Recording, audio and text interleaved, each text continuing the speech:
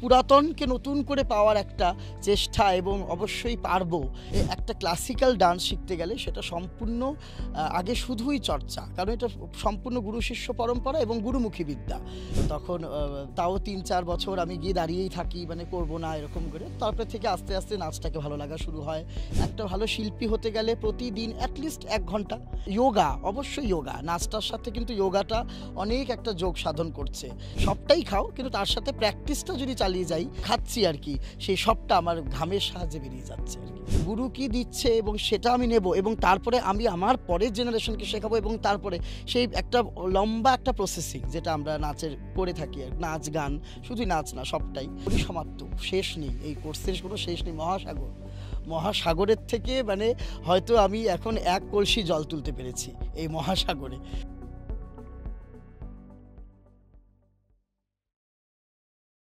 Western dancer থেকে শাস্ত্রীয় নৃত্যশিল্পী হওয়া, 5 জন থেকে 200 জন ছাত্রছাত্রীর গুরু হওয়া, নাচের যে শিক্ষা বা তালিম সেটাকে নিয়ে এগিয়ে নিয়ে যাওয়া, নাচটা আমি করবই, এটাই আমি করব, সেই জেদটা ধারণ করা।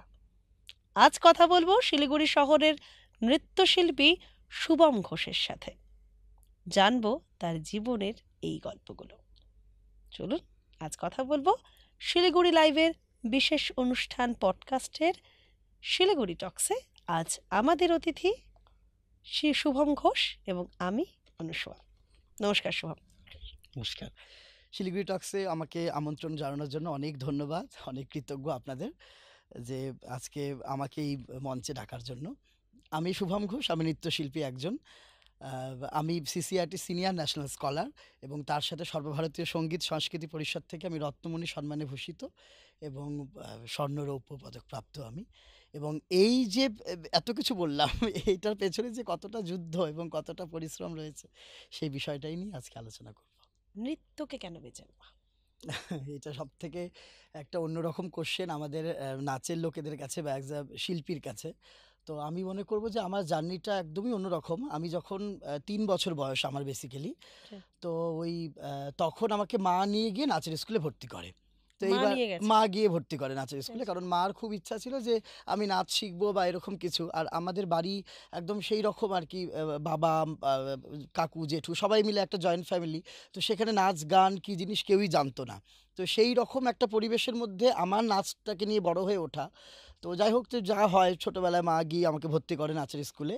তো তখন গিয়ে দাঁড়িয়ে থাকতাম কোমরে হাত দিয়ে, নাচ করবো না, এরকম একটা ব্যাপার যা হয়। কিন্তু এখনকার দিনের বাচ্চারা 3 বছর বয়সে, 2.5 বছরে বেশ নাচছে, মোবাইল দেখে, রিলস দেখে কিন্তু নাচছে। কিন্তু তখন আমার মনের মধ্যে নাচটা ছিল না। তো যাই হোক, তখন গিয়ে মা ভর্তি করায় আমাকে নাচে। তো আমার প্রথম ম্যাম ছিল মধুমিতা দি এবং সৌরভ দা, শিলিগুড়ির ওই তখন স্বর্ণাঞ্জলি বলে একটা গ্রুপ ছিল। তো যাই হোক, সে বহুদিন আগেকার কথা, এখন আমার 30 বছর, তো সেই যুগের 27 বছর আগেকার কথা। তো যাই হোক, সেই সময় আমি নাচটা শুরু করি। তো তখন তাও 3-4 বছর আমি গিয়ে দাঁড়িয়েই থাকি, মানে করবো না এরকম করে। তারপরে থেকে আস্তে আস্তে নাচটাকে ভালো লাগা শুরু হয়, এবং সেখান থেকে নাচটা শেখা। আমার প্রথম নাচ আমার ওয়েস্টার্ন ছিল। আমি এখন হয়তো ক্লাসিক্যাল করছি বা দীর্ঘদিন চর্চা করছি, কিন্তু তখন আমি শুরু করি ওয়েস্টার্ন দিয়ে। আমাকে ওয়েস্টার্ন ক্লাসে ভর্তি করে এবং সেখান থেকে নাচটাকে করা, এবং তারপরে যা ছিল ক্লাস 11-এ উঠে, সরি 9-এ উঠে নাচটা বন্ধ হয়ে যায়, যেহেতু বোর্ড পরীক্ষা দিতে হবে, ততদিনই ওয়েস্টার্নেই চলছে আমার। হ্যাঁ, তো তারপরে বোর্ড পরীক্ষা দিতে হবে করতে করতে, তো ঠিক আছে তাহলে বন্ধ থাকুক 2 বছর, পরীক্ষা দিয়ে আবার ভর্তি হব। তো তারপরে ওই তো কিন্তু নাচের লোক যেহেতু, নাচ সবসময় নাচছি, হাঁটতে চলতে বন্ধ কি করে রাখি। তারপরেই আমাদের পাড়ার এক ভদ্রমহিলা, যার উনি কলকাতা থেকে বিয়ে হয়ে প্রথম এসছেন শিলিগুড়িতে, এবং পাড়ার কিছু বাচ্চা কাচ্চাদের নিয়ে অনুষ্ঠান করবেন রবীন্দ্র জয়ন্তী। তখন আমারও ডাক পড়ে যে তাহলে ওনার ছেলেকে ডেকে পাঠাও, ও তো ওয়েস্টার্ন করে, যাই হোক আমরা শিখিয়ে দিই, বুঝিয়ে একটা করব। তারপরে সেখান থেকে ওই ক্লাসিক্যালে ঢোকা, রবীন্দ্র নৃত্য করা করতে করতে, তারপরে সেখান থেকে আমার ক্লাসিক্যালটার প্রতি ভালো লাগা সৃষ্টি হয়, যে তাহলে জিনিসটা কি এত জানা যাচ্ছে, জিনিসটার ভিতরে মানে শেষ নেই, অসীম। তাই জিনিসটা ভালো করে শিখবো, বা এর অনেক পরীক্ষার পদ্ধতি রয়েছে, সেগুলো দিয়ে আমি এটাকে নিয়েই তাহলে এগোবো। তারপরে ঘুরতে ঘুরতে মাথায় আসে আমার এক বন্ধুর সূত্রে আমি খবর পাই আমার যিনি এখন গুরুমা শিলিগুড়ি শ্রীমতী সঙ্গীতা চাকি তার খবর পাই এবং সেখানে গিয়ে আমার প্রথম নাচের তালিম মানে ভারতনাট্যম নৃত্যের শিক্ষা আমি প্রথম ওখান থেকে শুরু করি এবং সেখান থেকে এখন স্টিল আমার এই চর্চাই চলছে এবং আমার মনে হয় জীবনের ছন্দে জীবনে চলার পথে সব কিছু আমার জীবনে আর কি নাচটাই সব, এছাড়া অন্য কিছু আমি ভাবাও মুশকিল আর কি এই মুহূর্তে এসে। আচ্ছা, মানে একটা ফর্ম ছিল ওয়েস্টার্ন, হ্যাঁ সেই ওয়েস্টার্ন ফর্ম থেকে ক্লাসিক্যালে চলে আসা, হ্যাঁ যেটা এখনকার দিনে পুরো উল্টোটাই দেখা যাচ্ছে, ওয়েস্টার্নটাই এটা থাকে একদম বেশি। হ্যাঁ, অদ্ভুত বিষয়। মানে ওয়েস্টার্নটার থেকে ক্লাসিক্যালে আসতে গিয়ে প্রথম কি কি অসুবিধার সম্মুখীন হতে ভীষণ হয়েছিল? ভীষণ সম্মুখীন হয়েছিল। প্রথমে যখন ওয়েস্টার্ন করতাম তখন বেশ সবাই ভালো বলছে, যেই ক্লাসিক্যালে আসা শুরু হলো ক্লাসিক্যালের আমাদের সাজগোজ আঙ্গিক বাচিক সবটাই আলাদা। এবার চোখে হয়তো ছেলে হয়ে কাজল পরতে হচ্ছে, লিপস্টিক পরতে হচ্ছে, পায়ে ঘুঙরু পরতে হচ্ছে। এই ঘুঙরু পরে কোথায় যাচ্ছিস, পাড়ার ছেলেপেলেরা যারা বন্ধু বান্ধব সেই সময় ঘুঙরু পরে কোথায় যাচ্ছিস, নাচবি, চোখে কাজল পরেছিস, এই জিনিসগুলো সম্মুখীন হতে হয়েছে। এবং আমার বাড়িতেও বাবাও সেই জিনিসটা খুব একটা ভালোভাবে নিত না, যে বাড়ির ছেলে ঘুঙুর পরে নাচবে, চোখে কাজল দিয়ে নাচবে, নাচ করবে। আমার মামা বাড়ি বাংলাদেশে, মামারাও আর কি যে না ছেলে নাচ করবে না, পড়াশোনা শেখাও, ভালো একটা কোনো সেক্টরে জব করবে, এই জিনিসগুলো রয়েছে। তো সেখান থেকেই আমার নাচটাই শেখা, যে না আমি যখন শিখবো আমি এটাই ভালো করে শিখবো। এবং অন্যরকম একটা ব্যতিক্রমী ভাবনা চিন্তা মনের মধ্যে ছিল, যে না এটাই শিখবো, এটাই ভালো করে করব।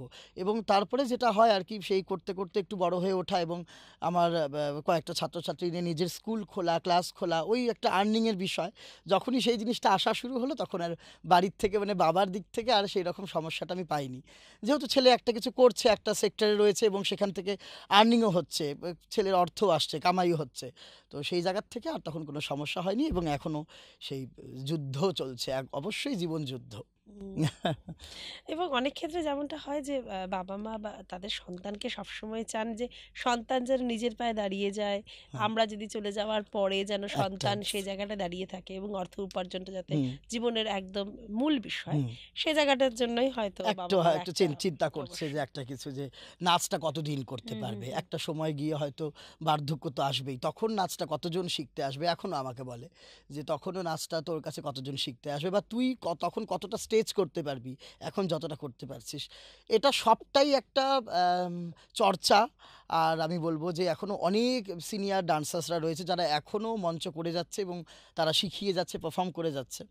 তো সেটা সবটাই নিজের চর্চা আর এবং ওই একটা অনুশীলনের মধ্যে থাকা, সেটা থাকলেই শরীর স্বাস্থ্য সবটাই ভালো এবং অবশ্যই মনটাও ভালো থাকে আর কি। আচ্ছা, অনুশীলনের ক্ষেত্রে যখন আসলাম, যারা এখন যে সমস্ত ছাত্রছাত্রীরা তোমার কাছে শিখছে বা নতুনভাবে শিখছে তারা হুম অন্যান্য টিচারদের ক্ষেত্রে, সেক্ষেত্রে একজন ডান্সারের মানে যদি বলি অনুশীলনটা যেহেতু হুম বললে, সকাল থেকে কিভাবে চর্চাটা তাদের করা হ্যাঁ, দরকার? এটা তো একদম খুব, যেটা এখনকার বাচ্চাদের মধ্যে এই জিনিসটা খুব রয়েছে, যে ঘুমের থেকে উঠেই ৭টায় স্কুল বেরিয়ে যাচ্ছে বাচ্চারা, একদম উঠেই তাড়াহুড়ো তাড়াহুড়ো করতে মায়েরা পেছনে দৌড়চ্ছে বাচ্চার পেছনে, যা হয় করে স্কুলে যাচ্ছে এবং স্কুল থেকে আসছেই ৩টা ৪টা, এসেই তারপর টিউশন, এক একজনে ২টো ৩টো টিউশন হুম করে, ওই হয়তো নাচটা যেহেতু ওই এক্সট্রা কারিকুলার অ্যাক্টিভিটির মধ্যে এখনও রয়েছে, ওই সপ্তাহে ১ দিন কি ২ দিন নাচবো, এর বেশি নাচবো না। কিন্তু না, একটা ভালো শিল্পী হতে গেলে প্রতিদিন অ্যাটলিস্ট ১ ঘন্টা, ১ ঘন্টা থেকে ২ ঘন্টা, যে যেরকম সময় পাচ্ছ মিনিমাম ১ ঘন্টা তো দরকার একজনকে। সেটা তুমি সকালে হোক কি বিকেলে হোক কি যখনই, পড়াশোনার মতো নাচটাও একটু সময় বের করে নেওয়া, এটা একটা মেন জিনিস আর কি। তার সাথে কিছু খাওয়া দাওয়া, কিছু ভালো জিনিস প্র্যাকটিস করা, যোগা, অবশ্যই যোগা, নাচটার সাথে কিন্তু যোগাটা অনেক একটা যোগ সাধন করছে। যে একটা ভালো মুভমেন্ট করতে গেলে অনেক রকম স্ট্রেচিং, ব্যাক আর্চ, এই জিনিসগুলো করলে কি আমাদের শরীরের ব্যাক মুভমেন্টগুলো খুব ভালো হয়, নাচ করতে গেলে বডিটা ফ্রি থাকে। হুম এই জিনিসগুলো করলে যোগা এক্সারসাইজ তো অবশ্যই দরকার। তার সাথে একটু ভালো খাওয়া, সকালে উঠে কাঁচা ছোলা, তারপরে মুগ ভিজিয়ে সব খাওয়া, এবং তারপরে সেই টক দই খেলে আমাদের নাচ করলে কী হয়, বেসিক্যালি আমাদের হাঁটু কোমরে ব্যথা হয়। হুম তো এবার এই ক্যালসিয়ামের অভাবটা টক দইয়ে খুব ভালো উপকারী, টক দইটা খাওয়া। এটা আমিও আমার সিনিয়র টিচারদের দেখেছি যে এখনও ভাত কম খাচ্ছে, বাটি বাটি শুধু দই খাচ্ছে, বা দই দিয়ে ভাত খাচ্ছে, টক হুম দই হুম হুম। এরকম।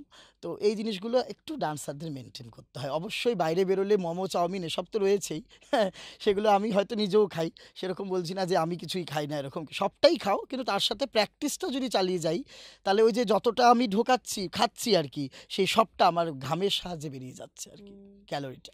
আচ্ছা, কি ধরনের যোগা করা দরকার বাচ্চাদের এবং বড়দের? ধরো একটা বয়সের, মানে ধরো 3 বছর, 4 বছর, 4 বছরে তো সেই অভ্যাসটা হয়ে ওঠে না। না, সেটাই। ধরো 6 বছর, 7 বছর থেকে শুরু করে 12 বছর অবধি, এবং তারপরে ধরো 13 থেকে 21 অবধি, 21 অব্দি কি ধরনের খাওয়া বা কি ধরনের যোগা করা দরকার যোগাটা একজন করা। নৃত্যশিল্পী? একটা বেসিক্যালি ফ্রি হ্যান্ড সবাই করতে পারে।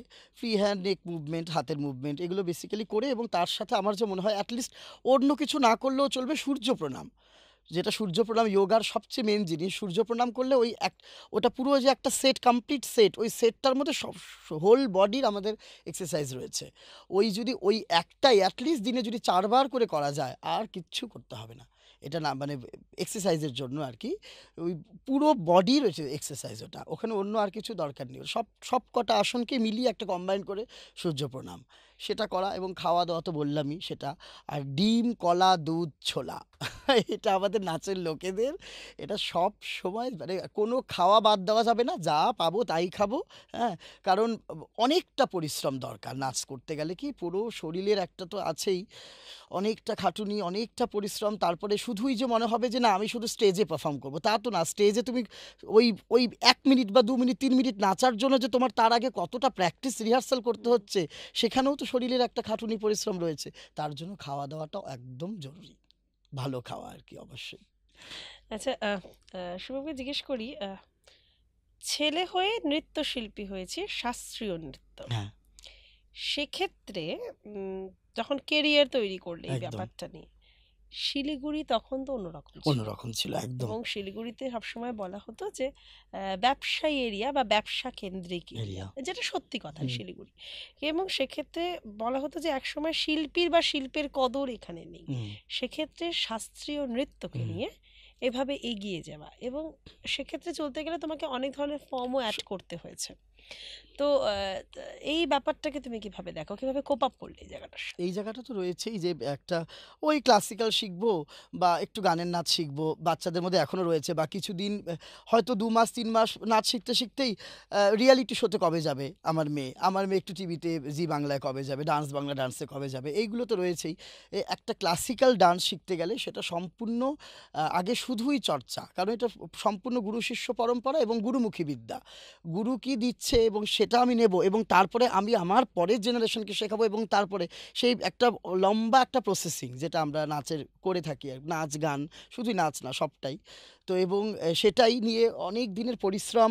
আমার 2013 সালের নাচের স্কুল, আজকে 2025। তো এবার সেই এত দিনের একটা পরিশ্রম, প্রথম 5জন ছাত্রছাত্রী নিয়ে আমার এই পথ চলা শুরু। সেই 5জনকে হাত ধরে চলতে চলতে আজকে 200 পেরিয়ে ছাত্রছাত্রী নিয়ে আমি শিলিগুড়ি বুকে কাজ করছি। এটা আমার কাছে অনেক বড় পাওনা যে এই যাই হোক একটা করছি শিলিগুড়ির বুকে, অনেকটা নতুনত্ব কিছু আমি দেখাতে পেরেছি শিলিগুড়ির মানুষকে, যার জন্য তার নাচটা সম্পর্কে এত ভালোবাসা এখনকার জেনারেশনের, এগুলো তো রয়েছেই। আর তার থেকেও বড় কথা যে পুরুষ নৃত্যশিল্পী হয়ে ক্লাসিক্যালটাকেই কেন বাছলাম। হুম, ওই প্রথমেই যে বললাম যে একটু ব্যতিক্রমী করতে আমার খুব ভালো লাগে, এবং একটু অন্যরকম।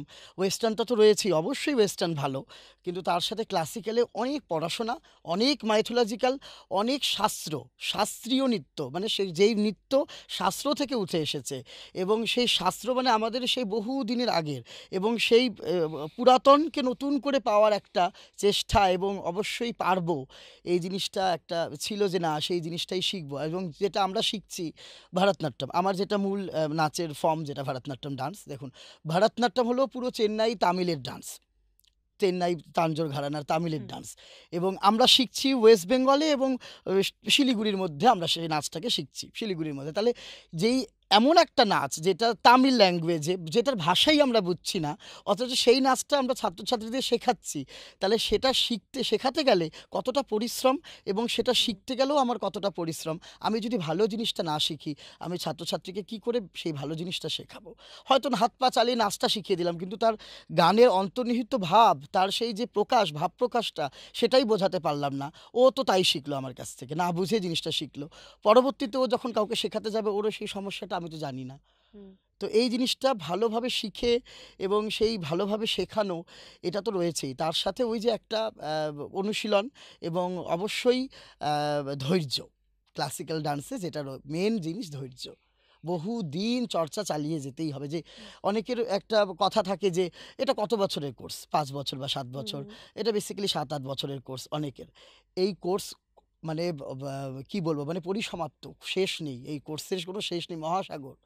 মহাসাগরের থেকে মানে হয়তো আমি এখন এক কলসি জল তুলতে পেরেছি এই মহাসাগরে। মানে শেখার সত্যি শেষ নেই নাচের জগতে। মানে অগণিত এই কম্পোজিশন, অজস্র কোরিওগ্রাফি, মানে আম, প্রতিটা পদে গিয়ে নতুন নতুন জিনিস পাচ্ছি যে এটা তো শিখিনি, ওটা তো শিখিনি। তো সেটা চালিয়ে যেতে গেলে আমার মনে হয় শেখাটা মেন খুব দরকার। হুম। আচ্ছা, তোমার কথাতে উঠে আসলো রিয়েলিটি শো এর কথা। হ্যাঁ, প্রথমে এই প্রশ্নটা একটু করি। আহ, এখন রিয়েলিটি শো এর ক্ষেত্রে শাস্ত্রীয় নৃত্য হুম, অনেকটাই লুপ্তপ্রায়, বা লুপ্তপ্রায়। বা বলা হয় যে অডিশনে যদি তুমি শাস্ত্রীয় নৃত্য করো তাহলে তোমার চান্সেস পাওয়ার কম, মানে পাওয়ার এটা পাওয়ার কম থাকবে, আশাটা কম। আশাটা কম থাকবে। সেক্ষেত্রে তোমার ওয়েস্টার্ন করলে তোমার একটু বেশি। ফিউশন ঢোকাতে সেক্ষেত্রে হবে। কি ওয়েস্টার্নের দিকে ঝোঁক বেশি হয়ে যাচ্ছে একটু স্টুডেন্টদের? হচ্ছে, এই জিনিসটা একটু হচ্ছে। কারণ আমরা প্রায়ই দেখছি যে রিয়ালিটি শোগুলোতে ওরা এখন একটু ক্লাসিক্যাল নিচ্ছে, কিন্তু নিতে নিতে সেই টপ 10 কি টপ 6 ওইখানে গিয়ে ক্লাসিক্যালটাকে আটকে দিয়ে ওয়েস্টার্নটাকে টেনে নিয়ে যাওয়ার একটা প্রবণতা রয়েছেই। এবার ওরা মানে এখন সেই শুদ্ধ ক্লাসিক্যাল নৃত্যটা তো মানে রিয়েলিটি শোতে চলেই না, সেটাকে এমনভাবে বিকৃত করে ওয়েস্টার্ন দিয়ে, যোগা দিয়ে একদম নাচটাকে চেঞ্জ করে, মানে সেটা কোনো ডান্সই না, মানে একটা সার্কাস হচ্ছে রীতিমতো, নাচটাকে নিয়ে সার্কাস, ক্লাসিক্যালটাকে নিয়ে। তো ওই সার্কাসটাই এখন সবাই দেখতে ভালোবাসছে বাংলার ঘরে ঘরে। এখন আমি শিলিগুড়ি না হয় উন্নত, আরও তো অনেক জায়গা রয়েছে যারা একটু পিছিয়ে পড়া গ্রাম, সেই জায়গার মানুষগুলো তো ওই ক্লাসিক্যাল ভারতনাট্যম বা কাথাক এই জিনিসগুলো তাদের মাথায় ঢুকতে, তাদের বুঝতে, সেই কথাগুলো বুঝতে তাদের একটু সত্যি পিছিয়ে পড়া তারা। আমাদের অনেক বাংলার এরকম গ্রাম রয়েছে, অনেক রাজ্য রয়েছে, বা অনেক রয়েছে, শহর রয়েছে। তো যাই হোক, সেইখান থেকে তো তারা ওই হিন্দি গান, চটকদারি নৃত্য, চটকদারি নাচটাকে পছন্দ করে, যার জন্য রিয়েলিটি শো অবশ্যই টিআরপির মাধ্যমেই চলবে। তো তারা যেটাকে পছন্দ করে সেটাকে নিয়ে এগিয়ে যাওয়া। আর এই যে ক্লাসিক্যালটাকে বিকৃতি হয়ে অন্যভাবে যে একটা রিয়েলিটি শোতে আসছে, এটা সত্যি আমাদের ডান্সারদের, মানে নৃত্যশিল্পীদের, শাস্ত্রীয় নৃত্যশিল্পীদের এটা শুধু অপমানিত এটা। তো আমার মনে হয় যে যারা শুদ্ধ শাস্ত্রীয় নৃত্য নিয়ে চর্চা করছো তাদের একটু অন্য দিকে, অনেক ভালো ভালো আমাদের গভর্নমেন্ট ডান্স ফেস্টিভ্যাল রয়েছে, ক্লাসিক্যাল ডান্স ফেস্টিভ্যাল রয়েছে, সেগুলো জায়গায় আমার অ্যাপ্লাই করা, সেখানে পারফর্ম করা আমার মনে হয় শ্রেয়, এই রিয়েলিটি শো দিকে না গিয়ে। আমার মনে হয় এটা সম্পূর্ণই আমার নিজস্ব মতামত। বাকিদের ভিন্ন মতামত তো রয়েছেই, এটা সম্পূর্ণ আমার নিজস্ব মতামত। আচ্ছা শুভম, তুমি যেটা বলে যে ৫ থেকে ২০০ জন এখন তোমার ছাত্রছাত্রী, সেক্ষেত্রে দাঁড়িয়ে ওয়েস্টার্ন নাচের প্রতি ঝোঁকটা থাকলেও হ্যাঁ, তোমার স্টুডেন্ট বাড়ার ক্ষেত্রে কিন্তু সেটা মনে হচ্ছে না, মনে কারণ হচ্ছে। ক্লাসিক্যালটা বা শাস্ত্রীয়টা তুমি শেখাচ্ছ। তো সেক্ষেত্রে দাঁড়িয়ে এখন এই যে রিয়ালিটি শোতে হুম।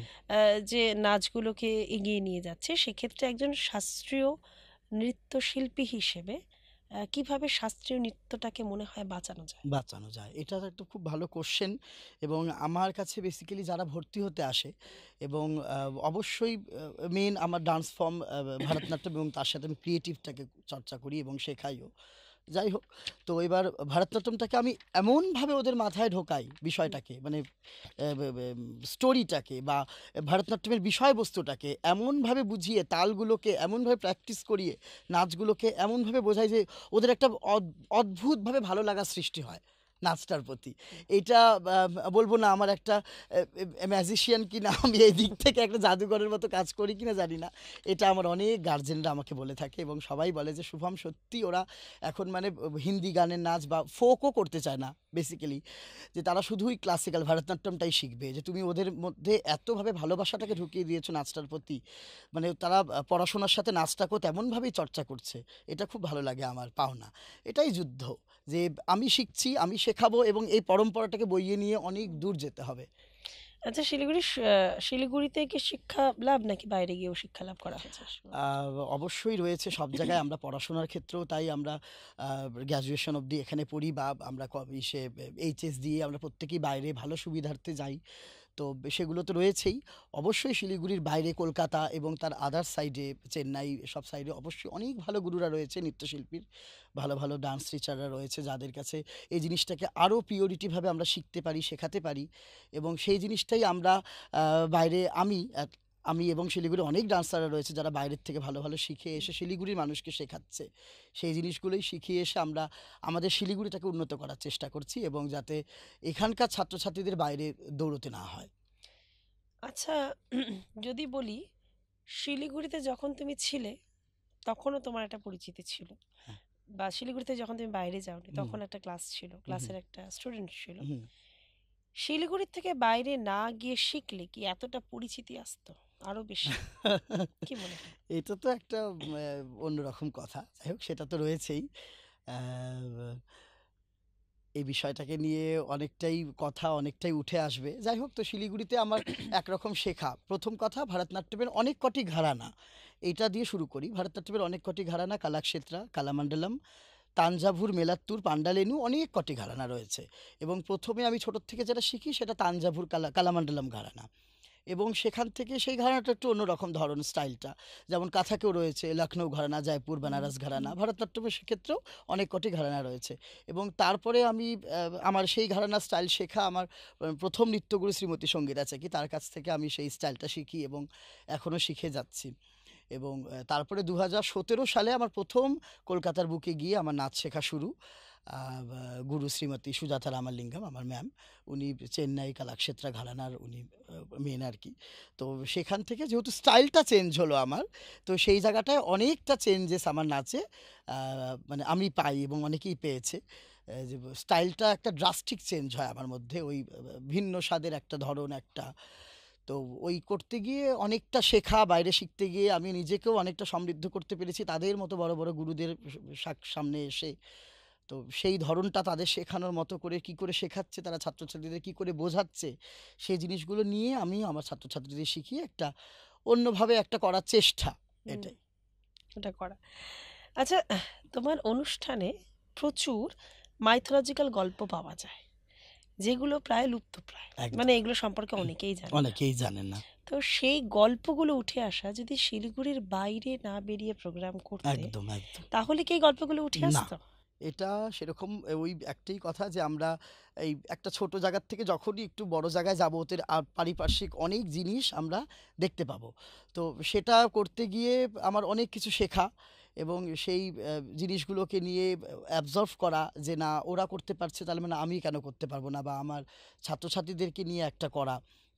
তো এরকম অনেক শিখেছি। এবং অবশ্যই যে জিনিসটা আগে ছিল না আমার নাচের মধ্যে, যে শুধু রবীন্দ্র ভাবনাটা বা ক্লাসিক্যালটাই ছিল, মাইথোলজিক্যাল এখন হয়তো উঠে কিছুটা আসছে।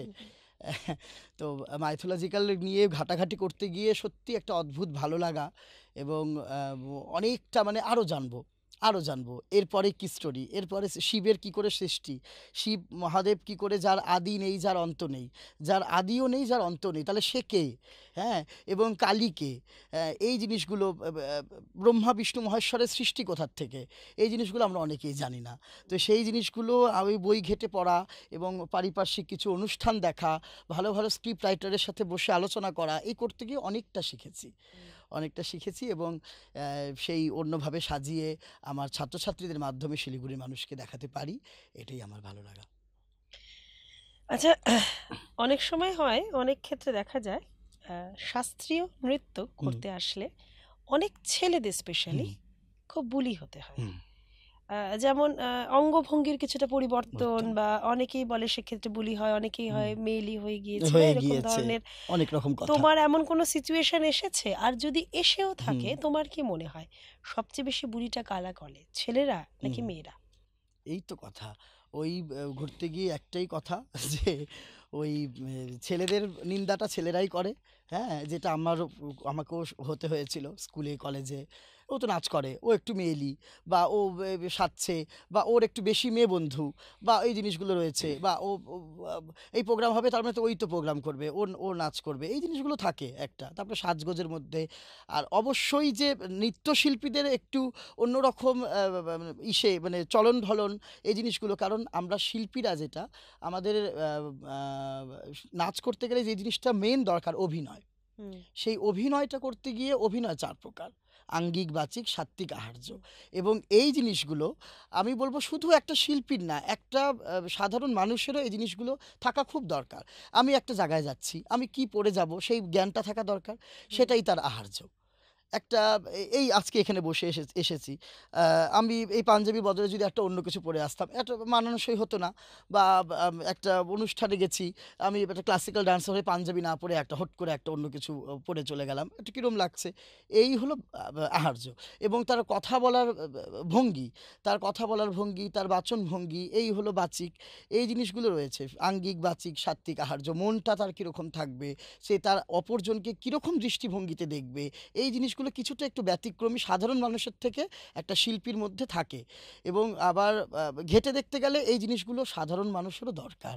একটা জীবনে চলার পথে এই জিনিসগুলো সবারই দরকার। তো এই জিনিসগুলো স্বাভাবিক, যেটা ছোটোর থেকেই নাচের লোকেদের থাকে, তো সেগুলো আমারও ছিল। একটা মার্জিত জামাকাপড়, মার্জিত সব কিছু পরবো, তো সেখানে হয়তো অন্য বন্ধুরা সেটা নিতে পারছে না, না তুই সবসময় এরকম থাকিস বাইরে, এগুলো শুনতে হয়েছে। তো ওই একটা জিনিস, যে একটা জায়গায় লক্ষ্যে এগোতে গেলে এক কান্দে শুনবো আরেক কান্দে বের করব, তো সেভাবেই চলেছিলাম, সেভাবেই চলে এবং এখনও চলছি। হয়তো এখনও অনেক কিছু শুনতে হয় বা এখনও হয়তো শুনতে হয় না, সেগুলো কেন হয় না বা জানি না। হয়তো একটা জায়গায় আছি, হয়তো সামনে কেউ বলে না, পেছন দিয়ে বলে। তো সেই জিনিসগুলো না ভেবে না নিয়ে ওই সামনের দিকে এগোনোটাই আমার মনে হয় জীবনের শ্রেয়। আচ্ছা, এরকম অনেক স্টুডেন্ট আছে বা ছাত্রছাত্রীরা রয়েছেন যারা, ছাত্ররা বলছি যারা, হুম, তারা হয়তো শাস্ত্রীয় নৃত্যের দিকে এগিয়ে আসতে চাইছে, হুম, কিন্তু এই বুলির ভয় হ্যাঁ, বা বাচনভঙ্গি চেঞ্জ হয়ে যাবে, বা বাবা মার ক্ষেত্রে অনেক ক্ষেত্রে ক্ষেত্রে হবে। যে আমার ছেলেটা একটু মেয়েলি মেয়েলি হয়ে যাবে বা হুম, একটু অন্য ধরনের হয়ে যাবে, একটু অন্যরকম লাগবে দেখতে, বা একটু ছেলেরা তো নাচ করলে ওরকম মেয়েলি হুম, মেয়েলি হয়ে একটু যায়। হয়ে যায়। হ্যাঁ, তখন যখন এই ধরনের কথাগুলো আসে বা তারা ধরো ভয়ের চোটে এই জায়গাটা আসতে চাইছে না, আসতে চাইছে না। তাদেরকে কিভাবে সাহায্য করবে? এই জিনিসগুলো তো আছে, আগেও ছিল, কিন্তু এখনও পাওয়া যায়।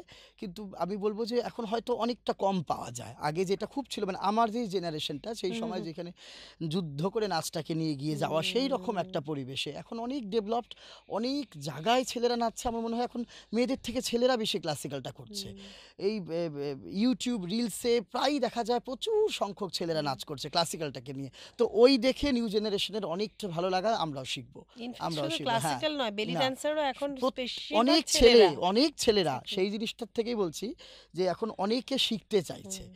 যে একটু অন্যভাবে শিখবো বা শিখেই দেখি না কি হয়। তো এই জিনিসগুলো এখন প্রায় অনেকে শিখছে, অনেক এগিয়ে এসেছে।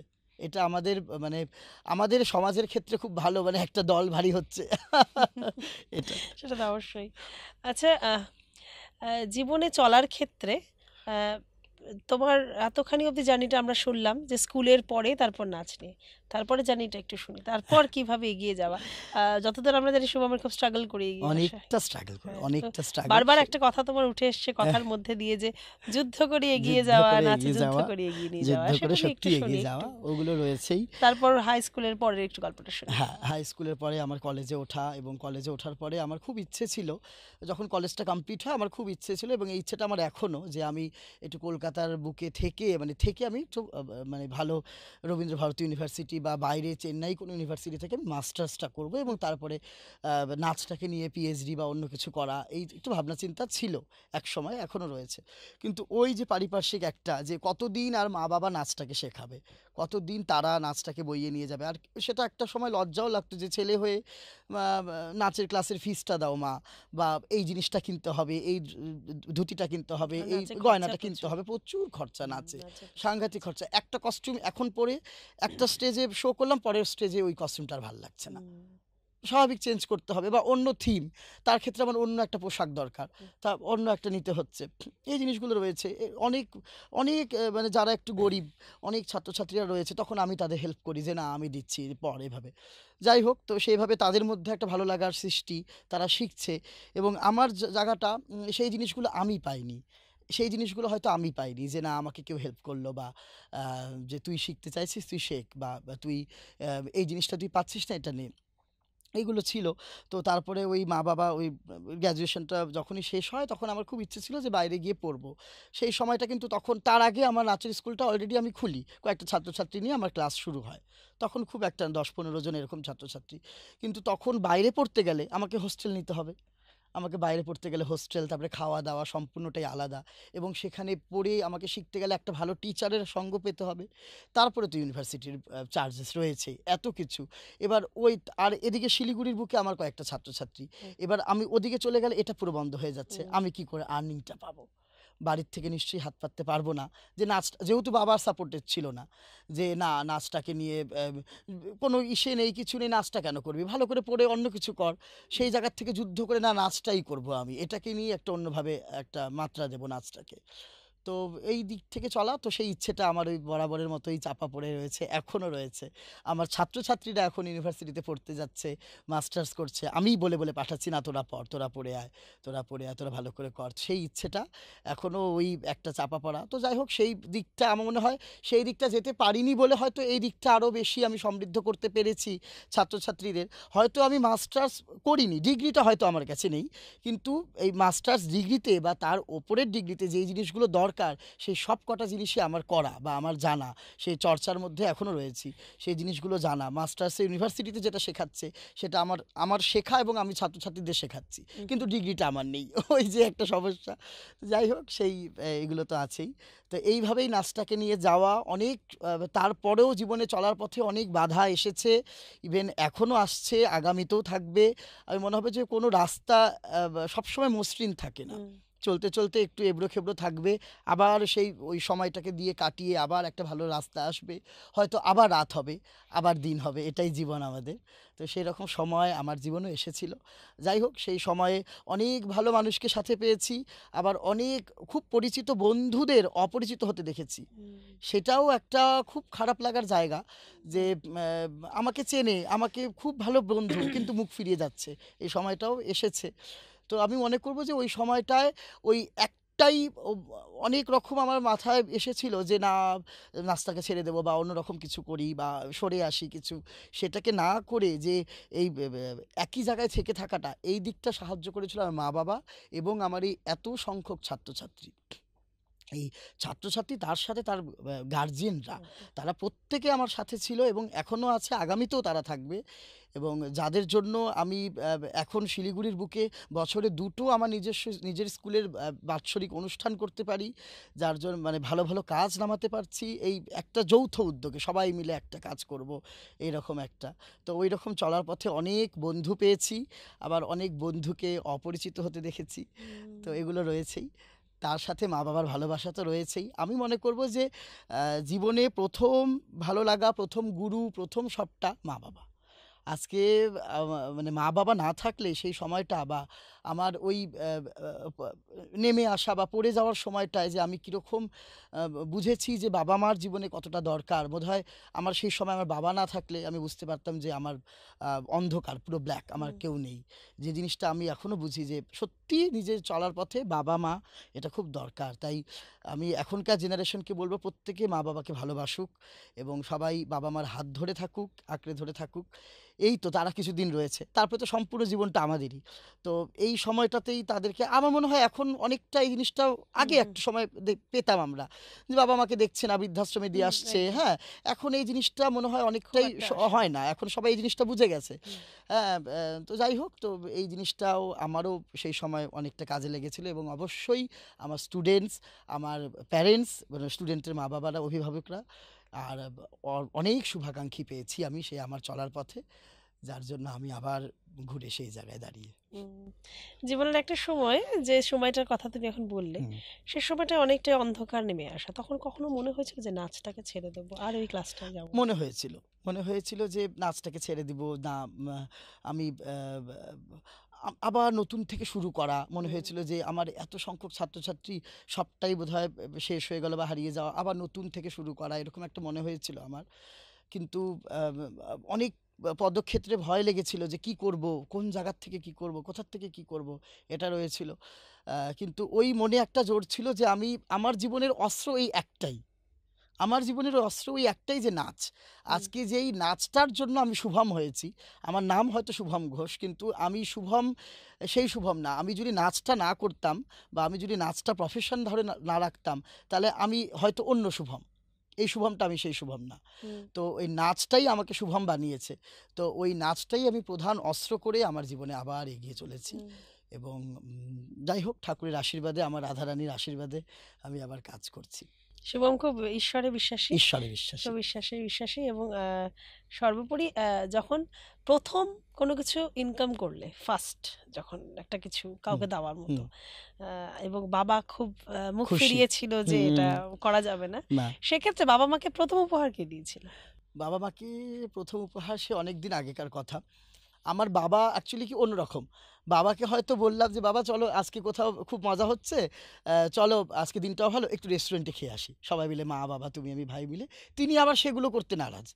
ওগুলো তিনি যাবে না। বলছে যে, "না রেস্টুরেন্টে গিয়ে ওই ৩,০০০, ৪,০০০ টাকা বিল হবে, ওটা না করে বরং সেই টাকা দিয়ে বাড়িতে এনে মাছ, মাংস এনে সব আত্মীয়-স্বজনদের ডেকে হুড়োস্থুল করে খাবো।" তার ভাবনা চিন্তাটা আবার এইরকম। হ্যাঁ, সেকেলের মানুষ যেহেতু, যে না বাড়িতে সব লোকজন নিয়ে সেভাবে খাবো, মজা করে খাবো, যে বাইরে যাব না, বাইরে যাব না। তো যাই হোক এগুলো আছে।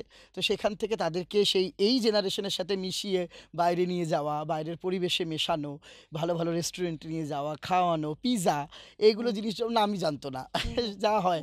সেই পিৎজা বার্গার খেয়ে একদিন বলছে যে, না সত্যি তো ভীষণ ভালো, খেতে জিনিসটা কি? আমরা তাহলে এগুলো তো এখনকার জেনারেশনের খাওয়া, এগুলো তো খেতে হবে। তো যাই হোক সেই করে তো মা বাবাকে ওইভাবেই ভালো রাখা। আর তখন কি গিফট দিয়েছে হয়তো মনে নেই, অনেক জিনিসই দিয়ে থাকি। ওই তারা দুজনই রয়েছে জীবনে, ভাই আছে। তো তাদেরকে নিয়েই এখন ছোট্ট আমার জীবন সংসার। তো ওই দেয়া নেয়া তো রয়েছেই, কখন কি দিয়েছিল সেটা মনে পড়ছে না আমার। আচ্ছা, জীবনের এমন কোনো সময় যে সময়টা খুব আনন্দিত হয়েছিল, হ্যাঁ, সেই মোমেন্ট এখনো পর্যন্ত ভুলতে পারো না, এমন কোনো মোমেন্ট? এরকম কিছু ছিল। অনেকটা আমার অনেক ভালো শো করতে গিয়ে আমি এগুলো জিনিস পেয়েছি। বা আমার প্রথম শিলিগুড়ির বুকে প্রথম কার্নিভাল হয় যখন, ২০২৩-এ মেবি প্রথম কার্নিভাল শিলিগুড়িতে। আমি না, প্রথম কার্নিভাল ২২-এ হয়েছে, আমি ২৩-এ পারফর্ম করি এবং সেখানে আমি দুর্গা করি। আমি আসছিলাম এই প্রশ্ন। আমি দুর্গা করি। হ্যাঁ, তো ১০ হাত লাগিয়ে একটা পুরুষ, একটা ছেলে কি করে ট্রান্সফরমেশন সেজে ওই রকম দুর্গা সেজে একটা রাস্তায় নামা এবং পারফর্ম করা, ওটা একটা সত্যি নজর কাড়া ছিল অনেকের কাছে। এবং সেই ওই একটা অনুষ্ঠান, বাকি অনুষ্ঠানের ক্ষেত্রে একটা খুব ভালো শো হলে হয়তো পরের দিন সকালে নিউজ পেপারে আমার নাম এসেছে বা ছবি এসেছে। এই জিনিসগুলো তো প্রায় পাই, ভালো লাগে। এবং তার সাথে ওইরকম একটা শো করে আসার পরে রাতের থেকে দেখছি, ভোর ঘুমের থেকে উঠে দেখছি এখানে ওখানে এখানে ওখানে আমার সবাই ছবি, জায়গায় মানে দুর্গা। সব জায়গায় আমি রয়েছি। তো এটা একটা অদ্ভুত একটা ভালো লাগা ছিল এটা। তারপরে সেটাকে নিয়ে অনেক চর্চা এবং এখনও সেই নিয়ে জিনিসটাকে নিয়ে চর্চা হয়ে যাচ্ছে। এবং তারপরও লাস্ট ইয়ার আমি ভদ্রকালী সেজেছিলাম এবং এই বছরও অন্য কিছু করার ইচ্ছে রয়েছে, এখন জানি না কি করব। তো যাই হোক, তো তারপরেও ওই দেখাদেখি ওইটাকে ইসে করে, মানে অনুপ্রেরণা করে শিলিগুড়ির অনেক লোকে সেই রকম একটা সাজার চেষ্টা করেছে এবং তাদের প্রত্যেককে ভালো লেগেছে। তারা প্রত্যেকে একটা অন্যরকমভাবে কার্নিভালটাকে তুলে ধরে আমাদের এই বছরের পুজোর সেরা, মানে পুজোর উৎসবটাকে, শেষ দিনটাকে। এবং প্রত্যেকের প্রসেশনটা খুব ভালো হয় এবং প্রত্যেকে একটা অন্যভাবে লুক নিয়ে আসার চেষ্টা করে এবং প্রত্যেককেই সুন্দর লাগে এটা। আচ্ছা, কার্নিভালের যে দুর্গাটা, এই ভাবনাটা কোথা থেকে আসলো যে আমি এভাবে দুর্গা সাজবো? এইভাবে দুর্গা সাজবো। এটা কেন ভাবনা? দুর্গা অনেকেই সাজে অনেকভাবে, অনেকেই অনেকভাবে সাজে, কিন্তু আমি সেজেছিলাম ১০ হাত নিয়ে। মানে আমাকে আইকনিক দুর্গা হতে হবে, হতে এটা হবে, কেন? এটা এটা কেন? কিরকম আমি ছিল? ১০ হাত নিয়ে, তারপরে ডাকের সেজে হলুদ কালারের স্কিন টোন করে, পুরো হাতগুলো আমার ইয়েলো ছিল, লাল একটা বেনারসি পরা ছিলাম। আমার মনে হয়েছিল যে আমরা দেবীকে তো দেখি, দেবীকে আমরা ঠিক যেভাবে মূর্তিতে দেখব, আমি সেই মূর্তির আদলটাকে আমি আমার মধ্যে আনার চেষ্টা করব। অনেকেই দুর্গা সাজছে, থিম দুর্গা সাজছে। তারপরে এই আমরা নানান রকম টিভি শোতে, মহালয়াতে দেখি দুর্গা, পেছন দিয়ে দুর্গার বিশাল এক উইংস, ওপর থেকে দুর্গা লাফ লাফ দিয়ে নামছে। এগুলো আমরা প্রায়ই দেখি। হ্যাঁ, দুর্গা সিংহর উপরে যাচ্ছে, বিশাল এক সুপারম্যানের মতন দুর্গার উইংস। তো আমরা তো দুর্গাকে সেভাবে দেখিনি, না। আমরা তো মাকে তো দেবীকে সেভাবে দেখিনি। আমরা যখন দেবীকে দেখেছি, সে একটা বিশাল আকৃতি, দশভুজা নিয়ে, সিংহ বাহিনী এবং অসুর বিনাশিনী একটা ডাকের সাজের প্রতিমা নিয়ে, বিশাল চোখ তার, আমরা মাকে সেভাবে দেখে এসেছি। এখন হয়তো মায়ের ধরনটা, মাও হয়তো ফ্যাশন নিচ্ছে, মাও হয়তো যুগের সাথে পাল্টে ওই থিমের সাথে মা হয়তো উইংস লাগাচ্ছে, সেটা জানি না আমি। কিন্তু সেই ওই আদলটাকে আমি রাখার চেষ্টা করেছিলাম, কতটা সক্ষম হয়েছি জানি না। এবং ওই বাংলা মা, বাংলার দুর্গা, বাংলার আদলের সাবেকি দুর্গা, ওই দুর্গাটাকে আমি আমার মধ্যে মানে রেডি করেছিলাম, এবং আমার যেই বান্ধবী যে আমাকে সাজিয়েছিল, সপ্তর্ষি সরকার নাম, জলপাইগুড়ির, ও সত্যি খুব ভালো সাজিয়েছে, এবং বরাবর আমার অনুষ্ঠানগুলোতে ওই সাজায়, কার্নিভালগুলোতে ওই আমার ক্যারেক্টার লুকগুলো খুব ভালো সাজায়। হ্যাঁ, মানে ট্রান্সফরমেশনটা খুব ভালো করে, মানে হয়তো বোঝা যায় না যে তুমি ছেলে বা তুমি মেয়ে এরকম। তো আমি অনেকের কাছে এটা জানতে চেয়েছি যে আমি তো এই হয়তো চওড়া শোল্ডার নিয়ে, এই একটু এরকম বড় লম্বা চড়া একটা ফিগার নিয়ে দুর্গা সাজছি, তো কোনো অংশ দিয়ে কি মনে হয়েছে যে আমি ছেলে, বা কোনো একটা ধাপ দিয়ে কি মনে হয়েছে যে না এটা ছেলে, ছেলেটা হয়তো সাজছে? সবাই বলেছে হ্যাঁ এটা মনে হয়েছে, এটা মনে হয়েছে যে তুই একদম একটা মেয়ে মনে হয়নি, ছেলে মনে হয়েছে, কিন্তু বিষয়টা তার থেকেও বেশি মনে হয়েছে যে তুই একটা প্রতিমা, মানে একটা মূর্তি। মানে যখনই যে জিনিসটা সাজছি, সবাই বলেছে যে আমাকে বেসিক্যালি ওইটার মতনই লাগছে, যে একটা ওই মূর্তি। তার লাস্ট ইয়ারও আমি ভদ্রকালী সেজেছিলাম, মানে আমি পরে যখন দেখি মানে লুকটা, যে মানে সত্যি মানে না একটা ছেলে না একটা মেয়ে মনে হয়, মনে হয় যে স্বয়ং মা বা একটা মূর্তি, একটা প্রতিমা। তো হয়তো সেই জন্যই মানুষের ভালো লাগে। আচ্ছা, এক্ষেত্রে তো সুনাম অনেক হয়েছে অনেক হ্যাঁ, ক্ষেত্রে, এবার কটূক্তি, হ্যাঁ, বাবা! কটূক্তি খ্যাতিও প্রচুর এসছে এগুলো যে রয়েছে। এখন শিলিগুড়ির রাস্তায় দুর্গা হেঁটে হেঁটে বেড়াচ্ছে, দুর্গা বেড়াচ্ছে, কালী দুর্গা হেঁটে কালী হেঁটে বেড়াচ্ছে। বেড়াচ্ছে। এটা হচ্ছে অনেক ক্ষেত্রে শোনা এগুলোও যেত শুনতে হয়। চড়কের সময়, কারণ এখন আর ১ম এ আমি হেঁটেছিলাম। হুম। তো আমি এখন দেখেছি, এবং অনেকের ক্ষেত্রে যদি ওই কটূক্তিটা দেখি এবং হুম, তার পরবর্তীতে যখন কটূক্তি অনেকেই করেছিল এবং তার পরবর্তীতে কিন্তু অনেকেই আবার সেজেছে, সেজেছে। তো এইটাকে কি দেখো, অ্যাচিভমেন্ট দেখো নাকি হাসি? এটাকে আমি তাই বলবো যে অনেকে সেটাকে নিন্দা করেছে যে না হুম, ছেলে কেন দুর্গা সাজছে, ওর ক্লাসে তো এত মেয়ে ছিল, ওই কেন দুর্গা সাজলো, হ্যাঁ, বা ওই কেন এটা করলো, বা দুর্গা এরকমভাবে যাচ্ছে, রাস্তা দিয়ে হেঁটে যাচ্ছে, মিডিয়া চারপাশে, বা দুর্গা গাড়ির মধ্যে কি করছে, এটা চলন্ত দুর্গা, এই দুর্গা, এরকম অনেক নাম শুনেছি, চলন্ত কালী, রাস্তাঘাটে কালী হেঁটে বেড়াচ্ছে, এই হুম, বেড়াচ্ছে, এগুলো শুনেছি। তো যাই হোক, সেগুলো ওই এক কান দিয়ে, আমার মনে হয় যারা করতে পারে না তারাই এই ধরনের কথাগুলো বলে। হুম, হ্যাঁ, কিন্তু অজস্র, মানে বহু সংখ্যক লোক আমাকে এই মানে প্রশংসা এবং ভালো লেগেছে তাই বলেছে। তো তার মধ্যে কিছু সংখ্যক লোকের ভালো লাগছে না, হেঁটে যাচ্ছে, এই করছে, ওই করছে, এগুলো বলেছে। আবার তারাই ঘুরে ফিরে যে ওই আমার দেখাদেখি কিনা বলবো না, কারণ দেখাদেখিটা সবাই রয়েছে, দেখেই শিক্ষা, ইন্সপিরেশন। ইন্সপিরেশন, দেখেই শিক্ষা। হয়তো আমিও একটা কোনো জায়গার থেকে দেখে হুম, সেই জিনিসটাকে ভালো লেগেছে বলে অনুপ্রেরণা হয়েছি বলে আমি সেটাকে করেছি, বা শেখার চেষ্টা করেছি। তো অবশ্যই দেখার শিক্ষা, এরকম অনেকে আমার ওই দেখে তারাও করার চেষ্টা করে, এবং এটা আমার খুব ভালো লাগে যে তারা নিন্দা করে ঠিকই, কিন্তু ওই ধরনটাকে বা আমার মতন ইন্সপিরেশনটা তো করে পায়। আবার করার চেষ্টাও করছে। হুম, হুম, তারা প্রত্যেকে আমার ছাত্রছাত্রীরা, আমার ছেলেরাও এরকম ট্রান্সফরমেশন খুব ভালো মেকআপ করে, মেকআপ আর্টিস্ট তারা। তারা হয়তো আমাকে নিয়ে চর্চা করছে, সমালোচনা অনেক করছে, কিন্তু ঘুরে ফিরে আবার আমার ছাত্রছাত্রীদেরই তাদের দরকার যে একটু মেকআপ আর্টিস্টের জন্য আমার হুম। প্রোগ্রাম আছে, বা আমার ছাত্রছাত্রীদের একটু সাজিয়ে দে, বা এই দরকার, এগুলো রয়েছে। তো আমার এগুলো খুব ভালো লাগে, আমার এগুলো মন খারাপ একদম হয় না। আমার সুনাম তো করেই, সুনাম কতজন করে জানি না, বদনাম অনেক করে, অনেকে করে, নিন্দা চর্চা অনেকে করে, এবং সেটা আমার খুব ভালো লাগে তো সেই সময় আমরা যে দেখেছি, আমরা অ্যাটলিস্ট আমাকে নিয়ে কেউ ভাবছে। হুম, হুম। এত একটা দিনে একটা ২৪ ঘন্টা, সকাল থেকে রাত অবধি প্রায় প্রত্যেকটা মানুষ ছুটোছুটি করে, তার নিজের হয়তো খাওয়ার সময় নেই, স্নান করার সময় নেই, দিল যে নিজের কাজে ব্যস্ত, তার মধ্যে থেকেও সে আমার নামে একটু তো ভাবছে, এটা ভালো লাগে আমার। না, সেক্ষেত্রে আমরা দেখেছিলাম যে চলন্ত দুর্গার সাথে সেলফি, হ্যাঁ, দুর্গা এসে দুর্গার সাথে একটা ছবি তুলি, ছবি এরকম তুলি, একটা প্রচুর অনেক এই ছোট লাইনটা ছোট রয়েছে, বাচ্চারা দুর্গার সাথে ছবি তুলছে, ছবি হয়তো তুলেছে। সামনের থেকে দেখছে ওটা। আচ্ছা, আমাদের অনুষ্ঠানের একদম শেষ পর্যায়ে আমরা এসেছি, এবং শেষ প্রশ্ন, হুম। শিলিগুড়ি শহরে নৃত্যশিল্পী হিসেবে কি কি পরিবর্তন হওয়া দরকার যাতে শিল্পের প্রসার হয়, বা শাস্ত্রীয় যে নৃত্য নৃত্যটা তার তার প্রসার প্রসার হয়? হয়। একদমই।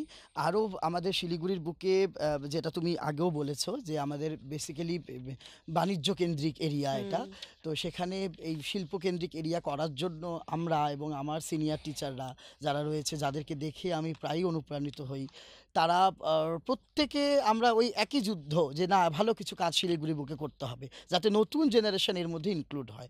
ভালো ভালো শো করা, ভালো অনুষ্ঠানে নিজেদেরকে আরও ইনপুট করা, বা আরও ভালো কিছু কাজ করে সেটাকে করা, ছড়িয়ে দেওয়া, এই জিনিসগুলো তো রয়েছেই। তো এটা শুধু আমার একার না, এই যুদ্ধটা প্রত্যেকের, প্রত্যেক নৃত্যশিল্পীর যুদ্ধ, যে এই শিল্পটাকে, এই জিনিসটাকে আমরা অনেক দূর এগিয়ে নিয়ে যাব, এবং এই জিনিসটাকে আমরা টিকিয়ে রাখবো। তো এই জিনিস যুদ্ধটা প্রত্যেকেই করে চলেছে এবং তার সাথে ভালো কিছু শো, এবং অবশেষে যে জিনিসটা আরও শিল্পকেন্দ্রিক কেন শিলিগুড়ি হয়ে উঠছে, যে জিনিসটা খুব ভালো লাগে, কারণ যিনি আমাদের শিলিগুড়ির মহানাগরিক, যিনি মেয়র, তিনি নিজেই একজন শিল্পমনস্ক ব্যক্তিত্ব, এবং তিনি নিজে গান, নাচ এগুলো প্রত্যেকে উনি দেখতে খুব ভালোবাসেন, এবং তিনি নিজে এগুলো নিয়ে মানে মেতে থাকতে খুব ভালোবাসেন, এবং তিনি গানও চর্চা করেন। হুম। এবং প্রত্যেকটা অনুষ্ঠানে, নাচের অনুষ্ঠানে, আমার আমার নাচের অনুষ্ঠান এবং আমার যারা সহকর্মীরা রয়েছে, সহশিল্পীরা রয়েছে, তাদের প্রত্যেকের অনুষ্ঠানে উনি কিন্তু অ্যাটলিস্ট 5-10 মিনিট হলেও উনি কিন্তু গিয়ে একটু বসবেন। হুম, মানে উনি যে উপস্থিতিটা, উনি সেই জিনিসটাকে কিন্তু রাখেন। উনার প্রচুর ব্যস্ত বিজি শিডিউল, তার মধ্যেও উনাকে আমি যখন বলি যে তোমাকে কিন্তু আসতেই হবে, তুমি যত রাতেই হোক আমি তখনই প্রদীপটা জ্বালাবো, উনি কিন্তু আসেন। উনি কিন্তু এসে মানে যে বসে যে আমাদের একটা ছোট্ট হয়তো বক্তৃতা দিলেন, যে আমাদের পাশে উনি রয়েছেন, এই জিনিসটার প্রতি আরও ভালো ভালো কাজ হচ্ছে এই জিনিসটাকে নিয়ে, যে এরকম একটা ব্যক্তিত্বকে আমরা, শিল্পী মহল আমরা পেয়েছি শিলিগুড়ির বুকে, যে যে শিল্পটাকে নিয়ে আমরা যুদ্ধ করতে পারবো বা এগিয়ে যেতে পারবো। হুম, তো আমার মনে হয় উনি, এই মানুষটাও খুব দরকার ছিল আমাদের শিলিগুড়ির বুকে। উনি থাকাতে অনেকটা আমাদের সাহায্য হয়েছে এটা। তারপরে তো আমরা রয়েছি এই যুদ্ধ করার জন্য পেছনে। হুম, একটা তো মূল দিক দরকার, হুম, সেটা রয়েছে। ধন্যবাদ। শুভমের সাথে আজকে কথা বললাম, জানলাম জীবনের অনেকটা জুড়ে তার নৃত্য চর্চা, নৃত্যকে ভালোবাসা, স্টুডেন্টদের প্রতি অগাধ ভালোবাসা, বাবা মাকে নিয়ে ভালোবাসা, অনেকটা জানলাম আজকে শুভমকে নিয়ে আমরা। আবার আমরা অপেক্ষায় থাকবো নিশ্চয়ই শিলিগুড়ির যে পুজোর যে কার্নিভাল, তাতে কি লুক নিয়ে আসে শুভম। আজ এখানেই শেষ করব শিলিগুড়ি লাইভের বিশেষ অনুষ্ঠান শিলিগুড়ি টক্স। আবারও হাজির হয়ে যাব নতুন মুখ নিয়ে আপনাদের সামনে। ততক্ষণের জন্য বিদায় দিন আমাকে। আমি অনুষ্মা বিদায় নিচ্ছি আপনাদের থেকে। নতুন মুখ নিয়ে হাজির হব। নমস্কার। নমস্কার।